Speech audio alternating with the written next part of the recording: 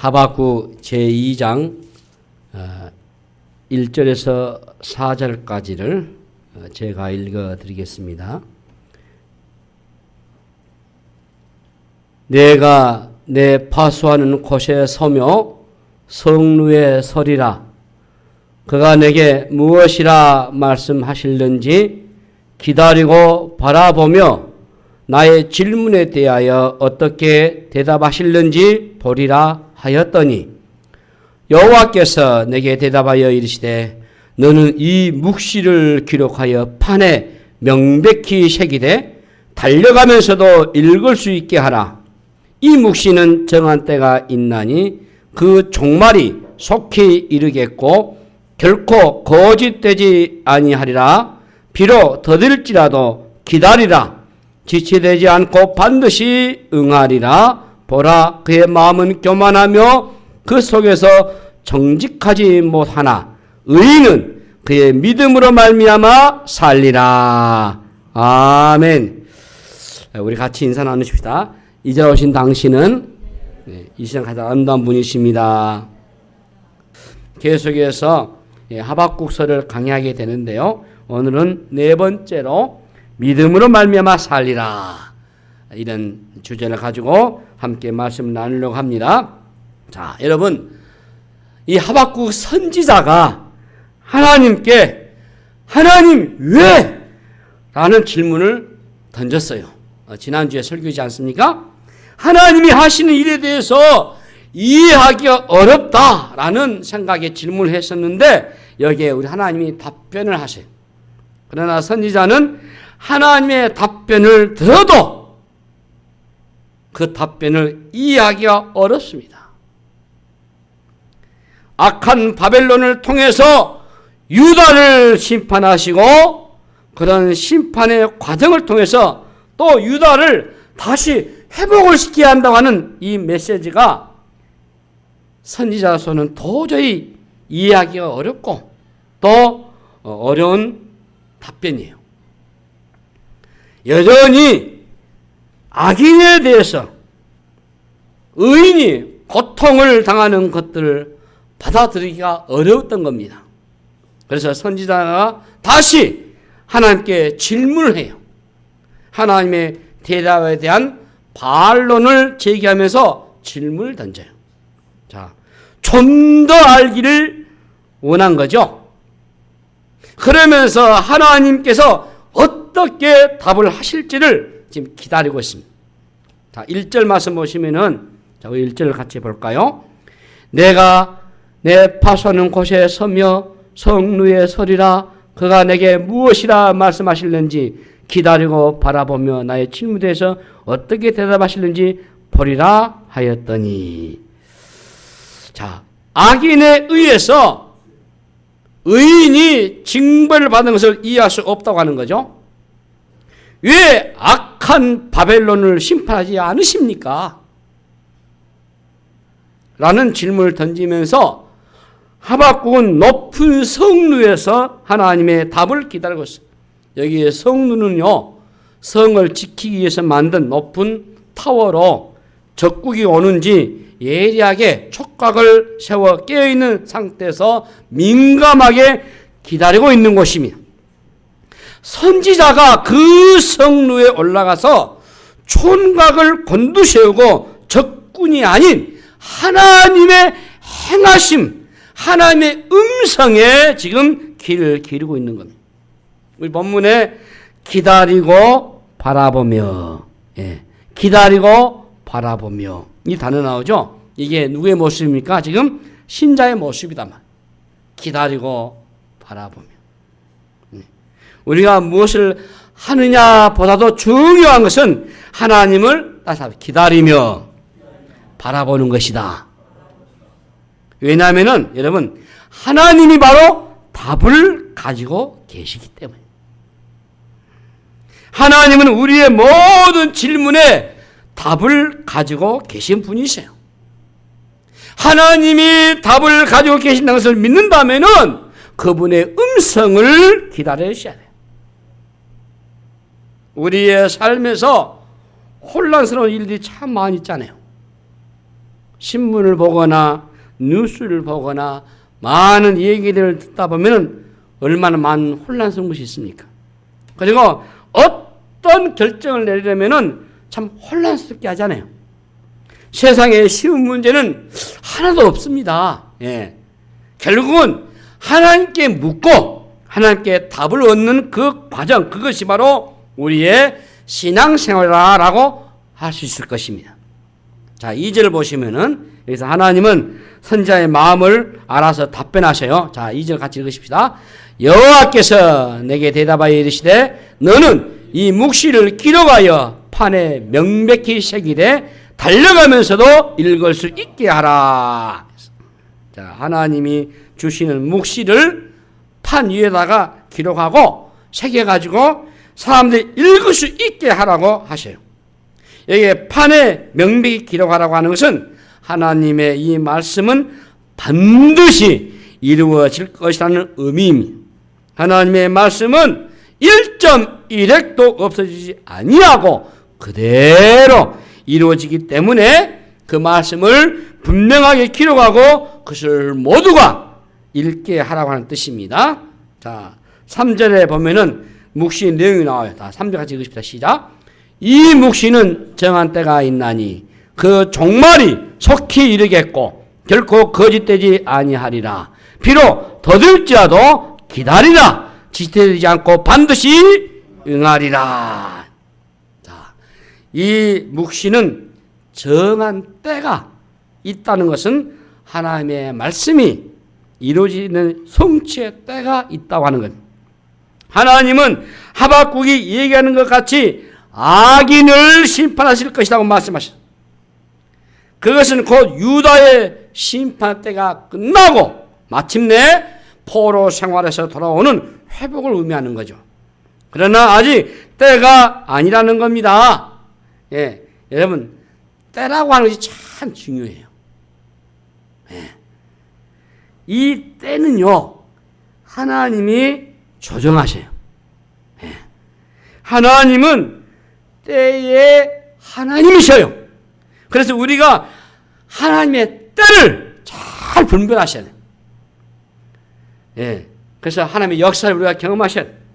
여러분, 영적 분별력을 갖고 있다 하는 것은요, 다른 게 아니고, 때를 잘 아는 것을 말합니다. 예. 신앙은 하나님의 때를, 예, 잘 기다리는 겁니다. 그런데 신앙 생활 중 어려운 것 중에 하나가 뭐죠? 바로 기다리는 거예요. 예. 이 기다리는 것이 참 힘들단 말이에요. 힘들어요, 이게. 어떤 사람은 기다리다가 지치기도 합니다. 기다리는 것이 그렇게 어려워요. 그런데 이 믿음의 행위는 기다리는 겁니다, 여러분. 믿음이 있어야 기다려지고요. 기다림을 통해서 믿음이 자라는 것이거든요. 그런데 여기서 말하고 하는 이 기다림이란 막연한 것이 아니에요. 확실하게 정해진 그때, 그분의 때를 바라보고 기다리는 것인데 이것은 기다리지 못하면 실패하게 되는 겁니다. 진짜 믿음인가 아닌가를 어떻게 알 수 있겠습니까, 여러분? 기다림을 통해서 알 수 있어요. 진짜 믿음은 끝까지 기다리는 거예요. 이 신앙의 적, 신앙의 큰 방해물이 뭔지 아세요, 여러분? 따라합시다. 성급함. 성급함이에요. 우리 한국인의 정서 속에 이게 아주 조급함이 있잖아요. 예. 그래서 우리는 새치기를 잘하고, 예, 급행료를 주면서 총알 택시를 타고 말이죠. 예, 총알 배달 이런 용어들이 우리의 조급증, 이 성급한 문화에서 나오는 거 아닙니까? 응? 우리가 에스컬레이터 타고 가면서 어때요? 걸어가 버리잖아요. 올라가 버리죠. 예? 비행기가 착륙이 무섭게 어때요? 우리는 안내를 다 풀어버려요. 예. 그리고 막 서들거든. 외국인들 그렇지 않아요. 예. 그래서 우리는 이미 착륙하기 전부터 그냥 다 풀어버리고 그냥 휴대폰도 그냥 켜버리고. 예. 외국인들이 가장 빨리 배우는 단어가 우리 한국 사람에게 뭔지 아세요? 빨리빨리. 중국에서 빨리빨리. 이제 태국에서도 빨리빨리. 식당에 가면 그냥 빨리빨리. 그들의 입이 다 달라졌어요. 아이들도 부모에게 가장 많이 듣는 단어가 이 빨리빨리라고 합니다. 우리는 영어를 해도 그래서 잘 못해요. 빨리 목적지에 돌아가는 것이 목적이기 때문에 이런 문화가 우리 신앙생활에서 그대로 드러나죠. 아침에 기도하면 어때요? 저녁에 응답이 돼야 되잖아요. 네. 기도를 해도 한 번에 끝장내버린 기도하지 않아요? 네. 작정하고 금식하는 것도 좋지만은 이 안에 우리 안에 조급증이 알려있단 말이에요. 그래서 하나님을 압박하면은 될 수 있다고 우리가 알고 있어요. 그래서 어떤 분이 그런 표현을 했더라고요. 악바리 기도. 예, 악바리 기도 아니에요? 예, 예, 이게 단일성의 악바리 기도. 하나님을 막 몰아붙이는 거예요. 그냥 소리 질러가면서 결판 내버리다 그 말이죠. 예. 진짜 믿음은요, 시간을 통해서 이게 만들어지는 것이거든요. 기다림의 과정을 통해서 이게 만들어지는 겁니다. 예. 성급함이 뭘까요, 여러분? 시간을, 때를 우리가 조정하려는 거예요. 그러나 시간의 주인은 우리가 아닌 하나님이셔요. 우리는 신앙생활을 할수록, 자, 따릅시다. 수동태가 되자. 그렇습니다, 여러분. 저는 목회도 마찬가지다 와요. 예. 내가 할 수 있는 것보다 할 수 없는 것이 훨씬 더 많다는 것을 느낍니다. 우리의 삶도 마찬가지요. 기도도 마찬가지입니다. 수동태입니다. 우리가 할 수 없기 때문에 하나님의 능동, 하나님의 일하심을 믿기 때문이다. 우리가 성급하면 안 되는 이유가 뭐겠습니까? 완전하신 하나님은 단계를 가지고 일하셔요. 예. 무질서하게 내키는데도 충동적으로 일하신 분이 아니십니다. 빠른 것이 더 좋은 게 아니에요. 임신을 하고 아이 얼굴을 빨리 보고 싶다고 만삭도 안 됐는데 얼굴을 보여달라고 하는 사람 없잖아요. 네? 우리는 눈앞의 문제가 빨리 해결되면 끝이라고 생각하지만은 하나님은 정확한 타임 테이블을 가지고 당신의 계획에 의시고 우리를 거기에 인도하셔요. 그리고 하나님의 비밀을 한꺼번에 알려주지 않습니다. 그 이유는 때가 될 때까지 우리가 기다려야 하는 몫이 있기 때문에 이 시간과 시간 사이를 믿음으로 메우셔야 돼요. 제가 언젠가 이런 분 앞에 또 간증할 때가 있습니다만은 하나님이 일하시면 기가 막히게 놀라워요. 예. 한순간 이루어지는 것이 아닙니다. 내가 소원을 가졌다고 된 것도 아니고 내가 비전을 가졌다 된 것도 아니고 그런데 이 믿음을 잃지 않고 꾸준히 한 걸음 한 걸 나가다 보면은 하나님이 그 과정을 만들어 가셔요. 일하고 가셔요. 그것도 전혀 상가하지 않는 방향에서 하나님이 그걸 다듬어 가셔요. 있을 수 없는 불가능한 일을, 예? 마태복음 19, 26절 말씀하셨잖아요. 사람이 할 수 없는 것을 누구는 하세요? 하나님이 하신다 하셨잖아요.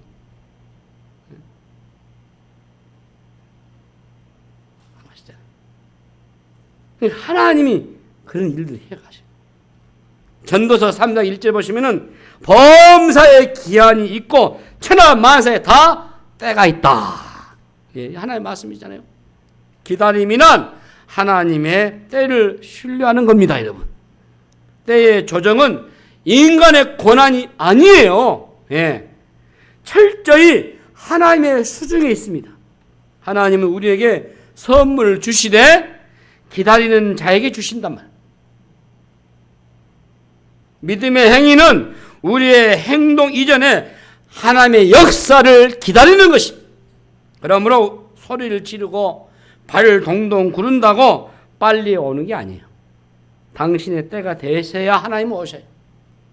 오로지 우리가 하나님의 때를 주장하라고 해서는 안 되는 겁니다. 그 종말이 속히 이르겠고, 야, 여러분, 느리다고 생각하는 것은 사람의 착각입니다. 하나님은 느리지도 빠르지도 않고 정확하신 분이셔요. 종말은 옵니다.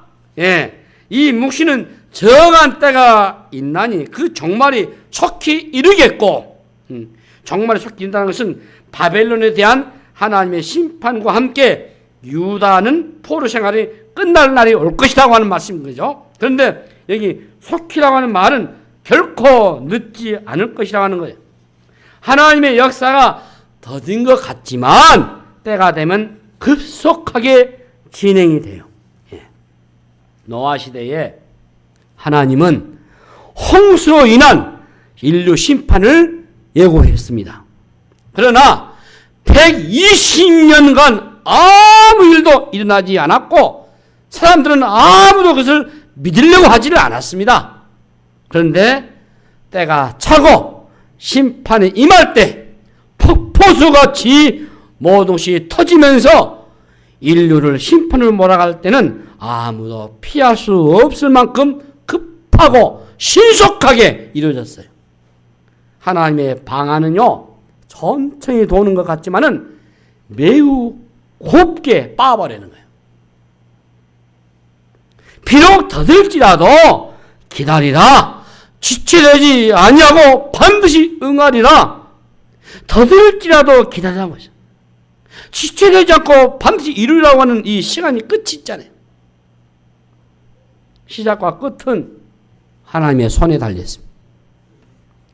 유다를 향한 묵시가 반드시 이루어진 날이 온다는 것이, 우리는 지금 이 종말의 시대에 살고 있습니다. 여러분, 혼란스러운 세상에서 우리는 끊임없이 질문을 내던지죠. 왜 이런 일이 일어납니까? 주님, 이 일에 관여하지 않습니까? 하나님은 과연 살아계십니까? 언제 오십니까? 당신은 어디에 계십니까? 하나님의 묵시는 반드시 이루어질 것이고 비록 더딜지라도 지체되지 않고 반드시 응할 것이다 했어요. 이 4절에 보시면 매우 중요한 대목이 나오는데 두 종류의 여기 사람이 언급되고 있어요. 자, 4절. 우리 4절을 또 같이 읽겠습니다. 시작. 보라, 그의 마음은 교만하며 그 속에서 정직하지 못하나 의인은 그의 믿음으로 말미암아 살리라. 교만한 사람과 믿음으로 사는 사람은 매우 대조적입니다. 다 믿음을 가지고 있지만 한 사람은 자기를 믿습니다. 이것이 교만이요. 여러분 어떻습니까? 여러분 자신 한번 평가해 보세요. 다른 사람은 하나님을 믿고 살아가는 것. 자, 자기를 믿고 교만에 빠져 있는 사람은 누구요? 바벨론이요. 하박국 선지자가 어찌하여 악한 바벨론을 사용해서 유다를 심판하시냐고 질문했잖아요.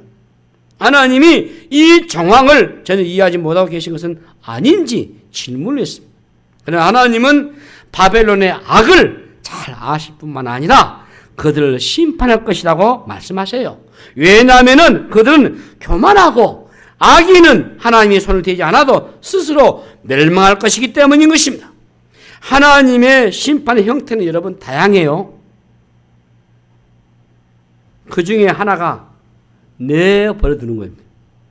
자, 로마서 1장 23절부터 28절 내용 같이 여기 좀 깁니다만은 읽으세요. 시작. 썩어지지 아니하는 하나님의 영광을 썩어질 사람과 새와 짐승과 기어다니는 동물 모양의 우상으로 바꾸느니라. 그러므로 하나님께서 그들을 마음의 정욕대로 더러움에 내버려 두사 그들의 몸을 서로 욕되게 하여 하셨으니 이는 그들이 하나님의 진리를 거짓 것으로 바꾸어 피조물을 조물주보다 더 경배하고 섬김이라. 주는 그 영원히 찬송하리시로다. 아멘. 이 때문에 하나님께서 그들을 부끄러운 욕심에 내버려 두셨으니 곧 그들의 여자들도 순리대로 쓸 것을 바꾸어 영리로 쓰며 그와 같이 남자들도 순리대로 여자 쓰기를 버리고 서로 행하여 음욕이 부릴 듯하며 남자가 남자와 더불어 부끄러이를 행하여 그들의 그릇 때문에 상당한 보응을 그들 자신이 받았느니라. 또한 그들이 마음에 하나님 두기를 싫어하며 하나님께서 그들을 그 상실한 마음대로 내버려 두사 합당하지 못한 일로 하게 하셨으니. 사람들은 자기가 하고 싶은 대로 하고 살아가는 것이 자유고 행복이라고 여겨요. 여러분도 그렇습니까? 그런데요, 그렇지 않습니다. 그것은 저주고요. 그게 망하는 길이에요. 더럽고 부끄러운 일인데 죽어라고 그 일을 하려고 하는 모습을 보잖아요. 거기에는 하나님은 안중에도 없어요. 마음에 하나님 두기를 끔찍이 싫어하죠. 그래서 하나님이 내버려 두십니다. 결과는 어떻게 되겠습니까? 망하는 거죠. 망하는 거죠. 망해버립니다. 그게 심판이에요. 그게 심판. 하나님이 만들어 놓으신 질서와 법칙을 계속 깨면 어떻게 될까요? 죽는 겁니다. 안식일 개념은 너무나 분명해요. 6일은 일하고 7일째 안식하고 2일은 하되 낮에는 일하고 밤에는 자는 것이 법칙이다 했어요. 하나님 만들어 놓으신 우주 만물의 법칙이고 질서인데 우리의 탐욕에 의해서 이 모든 안식의 제도를 깨면 죽는 거죠. 지금 바벨론의 얘기를 하고 있는 겁니다. 예. 여기 하박국에게 바벨론에 대해서 걱정하지 말라고 하는 겁니다. 하나님이. 바벨론은 강대국으로서 자신들의 힘으로 유다를 침공하고 승리하고 도취에 취하겠지만 그들은 하나님의 심판의 도구에 불과하고 그 일이 끝나면 바벨론 역시 하나님의 심판을 피할 수가 없게 될 것이라고 하는 겁니다. 바벨론은 자신들의 힘으로 전쟁에 이겼다고 교만하여 있지만은 그건 착각일 뿐이다. 착각이에요. 힘을 가진 자들, 강대국들이 헤게모니에 의해서 돌아가는 것 같지만은 전혀 그렇지 않습니다. 예수님의 십자가의 사건을 보시면은 겉으로는 힘의 논리에 의해서 억울하게 사형의 집행에 대해서 죽으신 사건이 주님의 십자가 사건. 철저하게 불법적인 재판이 벌어졌잖아요. 우리 사회법은 여러분 원고가 있고 피고가 있고 변호사 있고 교회법도 그래요. 저도 노예에서 2번이나 재판을 하다 보니까 이제 교회법을 많이 공부해야 되잖아요. 그래서 제가 한 달에 2번씩 또 가서 교수 밑에 가서 또 법 공부를 합니다. 또 배우고 있어요.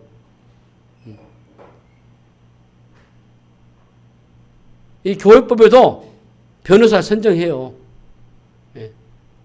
우리 목사님과 장로님, 우리 장로교회 내에서 목사님들이 다 중에서 더 선정하고 충분히 자기 방어할 수 있도록 하고 기회 주고 얼마든지 증인도 내세우고 그거 다 조사하고 사회법과는 그거 많이 못 미치지만은 그래도 우리는 신앙생활 하고 우리 양심이 있기 때문에 자기 양심 돼야 돼. 아니요. 그리고 거기에 참여하지 못하면은 참여하지 않는 대로 소환했는 대로 거부한 대로 사실 그대로 알고 처리해요. 그게 교회법이죠. 근데 이 주님의 재판은 종교법도 아니고 사회법도 아니고 아예 불법적인 재판이었어요. 예. 로마의 속국 아래서 유다의 종교 권력자들이 예수님을 죽이고 싶어도요. 그들이 사용할 수 있는 능력이 없잖아요. 그래서 로마의 최대 전복자로 몰아붙여가지고 로마의 정치법에 걸리게 만들었고요. 로마의 통치자들이 자신의 지배에 있던 이 유다의 밀란이 들어와서 총독 빌라도가 유대 지사들의 손을 들어주면서 야합한 거 아니요? 교묘하게 종교법과 사회법을 이용해가지고 불법으로 재판한 거 아닙니까? 있을 수 없는 일이죠. 로마와 유대 종교 권력자들이 서로 이익을 위해서 야합한 사건이 예수의 십자가 사건이에요. 철저히 불법적인 재판들을 강행해가지고 마침내 우리 예수님을 십자가에 처형하고 말았잖아요. 예수님의 십자가에 매달 죽으심으로 해서 악이 승리한 것처럼 보여졌어요. 그러나 최종적인 결과는 하나님의 승리입니다. 하나님은 불의한 권력의 힘을 하나님의 뜻을 이루신 데 사용하셨어요. 인간의 도모와 쾌락에 이용당하지 않으셔요. 예수님의 십자가는 실패처럼 보이지만은 완벽한 하나님의 승리였어요. 놀랍게도 악의 최절정에서 하나님의 영광이 드러나지 않아요? 세상의 힘은요, 예? 이 힘의 각종 세상은 힘의 논리예요. 힘의 논리. 겉으로 보면은 힘이 지배하는 그런 세상처럼 보이잖아요. 권력이든 명예이든 어떤 형태로든 힘을 가지려고 하지 않습니까? 그리고 그 키운 힘을 자랑하잖아요. 그러나 힘을 자랑하고 교만해진 순간 이미 위험한 겁니다. 잠언 18장 12절 말씀 보시면은 사람의 마음의 교만은 멸망의 선봉이고 겸손은 존귀한 길잡이다 했어요. 하나님은 교만하는 자를 대적하시고 물리치셔요. 여러분, 힘을 부러워하지 마시기 바랍니다. 부러워하지 마세요. 인간은 힘이 없어서 망하지 않습니다. 힘이 넘쳐가지고 말이죠. 그 힘을 주체하지 못해서 망하는 거죠. 그러나 그것만 그러지 않아요. 나라도 마찬가지고 개인도 마찬가지. 세상의 왕국은 힘의 논리가 지배합니다. 그러나 하나님의 나라는 힘을 쌓지 않고 해체하면서 채워가요. 이것이 바로 십자가의 논리예요. 십자가는 끊임없이 힘을 빼는 일이에요. 힘을 내놓아야 돼요. 하나님은 인간의 교만을 금방 파악하십니다. 다른 죄보다도요, 교만함을 아주 하나님은 잘 찾아내버려요. 왜 하나님은 교만해서 아주 강경한 태도를 취하시겠습니까? 교만이 모든 죄와 연결되기 때문에 그래요. 아담과 하와가 에덴 동산에 선악과를 따먹었던 죄가 하나님같이 되려고 했던 교만이잖아요. 아담의 피가 흐르는 오늘날의 우리 인류는 끊임없이 하나님과 같이 되려고 하잖아요. 교만은 자기가 하나님이 되는 겁니다. 교만한 사람을 보면은 자기가 하나님이에요. 대단합니다. 대단해요. 교만이 내 마음에 찾아오는 순간 내가 하나님이 되버려. 내가 모든 결정해버리면. 교만은 곧 우상숭배입니다. 교만한 마음은 마음에 하나님 두기를 싫어해요. 왜냐하면 자기 마음대로 하고 싶어 하기 때문에. 하나님을 인정하지 않습니다. 하나님을 인정하지 않으면 못할 일이 하나도 없어요. 죄를 아주 자유롭게 짓지 않아요. 교만은 바빌론의 문제가 아니고 우리 모두의 문제단 말이에요. 항상 우리가 넘어진 순간은 교만할 때입니다. 가장 위험한 죄이면서도 가장 쉽게 빠져버린 죄가 바로 이 교만이란 무서운 죄예요. 이 교만의 문제에서 승리하는 은혜가 있기를 바랍니다. 여러분, 교만이 얼마나 무서운지 몰라요. 자, 하박국 선지자는 하나님의 말씀을 온전히 이해할 수가 없었습니다. 교만한 악인들은 번성하고 의인은 고난을 받아야 하는 상황을 받아들이기가 어려웠어요. 전혀 이해되지 않는 일들이 일어날 때 하나님 앞에 질문을 던졌고 이제 4절에서의 답을 얻습니다. 자, 4절을 우리 같이 읽어봅시다. 시작. 보라, 그의 마음은 교만하며 그 속에서 정직하지 못하나 의인은 그의 믿음으로 말미암아 살리라. 의인은 믿음으로 말미암아 살리라. 하박국에서 아주 중요한 계시적인 말씀이 이 4절의 말씀이세요.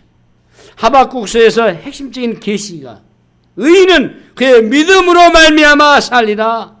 자, 종교개혁자 마르틴 루터가 이 구절을 사용함으로써 아주 유명한 구절이 됐습니다.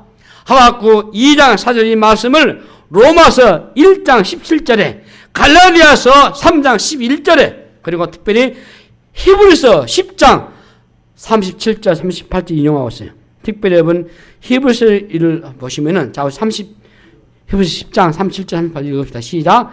잠깐 후면 오실 이가 오시리니 지체하지 아니하시리라. 나의 의인은 믿음을 말미암아 살리라.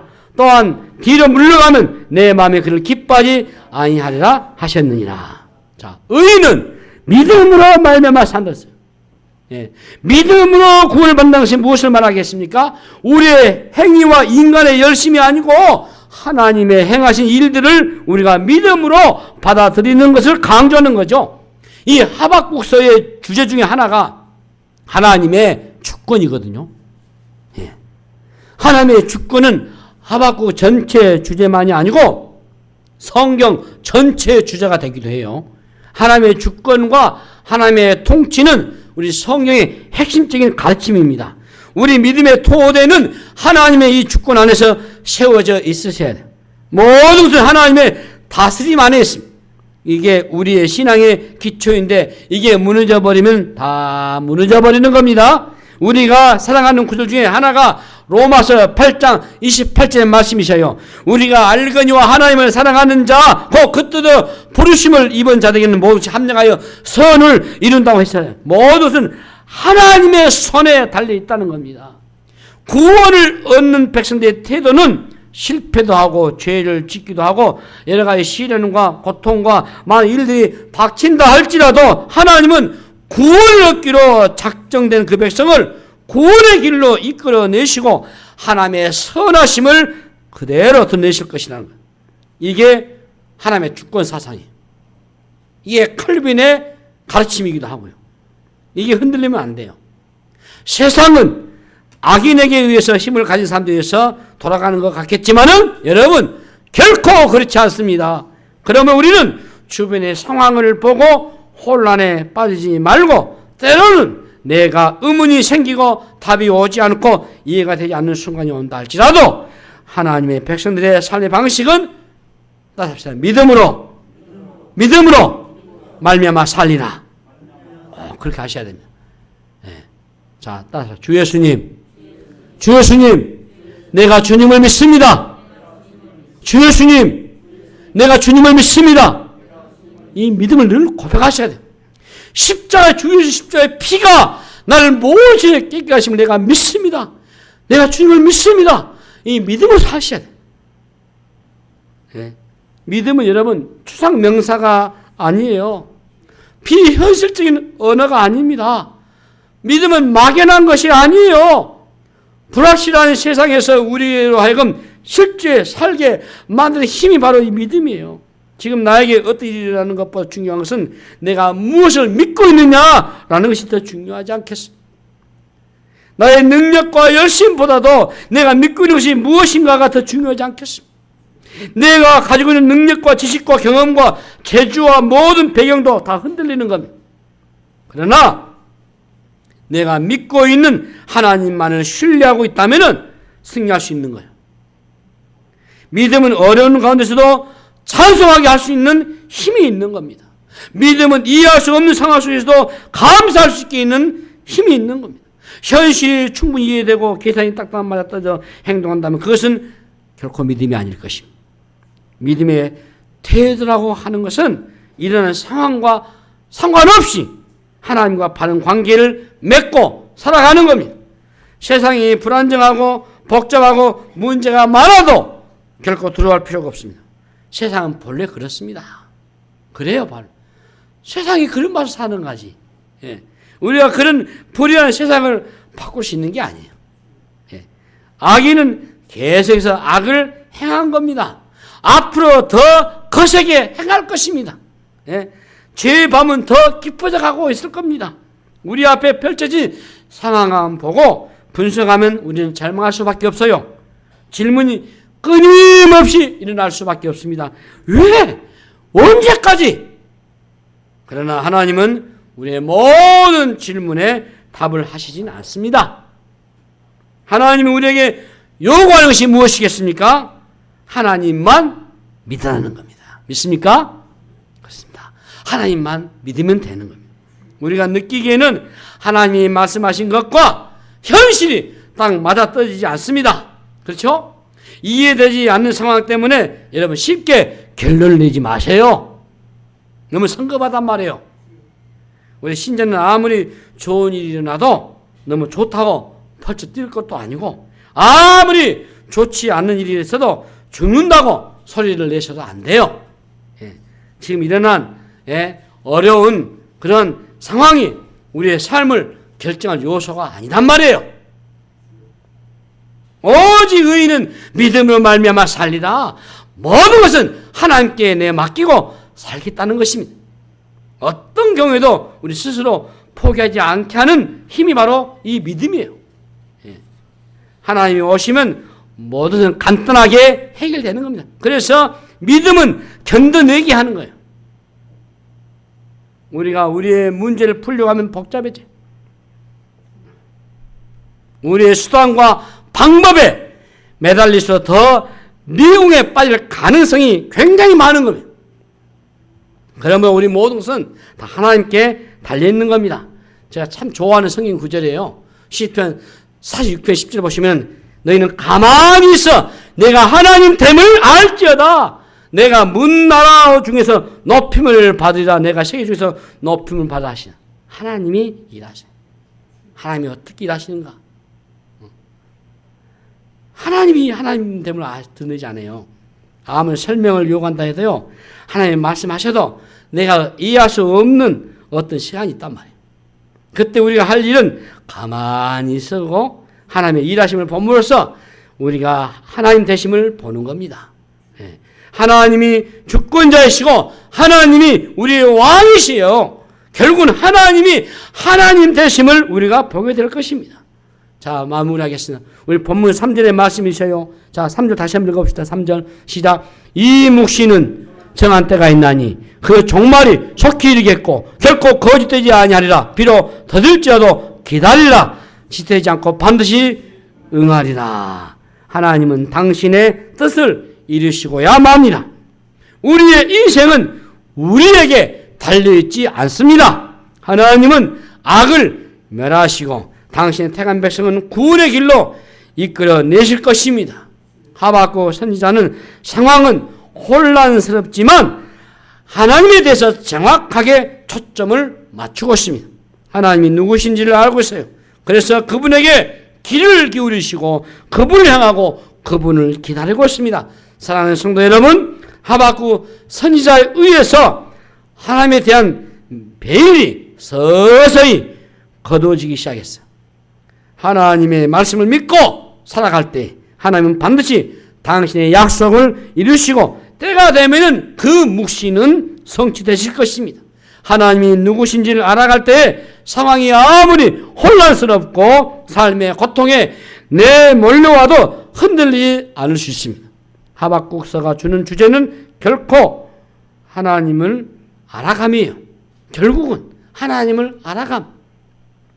오고 가는 질문 속에 하박국은 점점 하나님을 알아가고 마침내 그 하나님을 신뢰하고 그 안에서 기뻐하고 회복된 줄로 믿습니다. 오늘날 우리의 상황이 혼란스러운 것은 우리의 문제가 아니에요.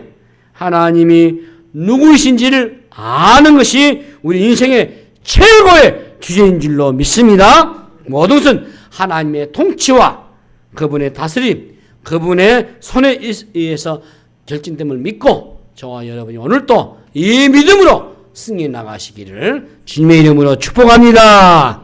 기도하겠습니다. 하나님 은혜를 감사합니다. 오직 의인은 믿음을 살리라 하신 말씀을 믿고 우리 오직 믿음 갖고 주를 경외하며 나아가는 저들 되게 하여 주시옵소서. 감사하고 우리 구주 예수 이름으로 간절히 기도하옵나이다. 아멘.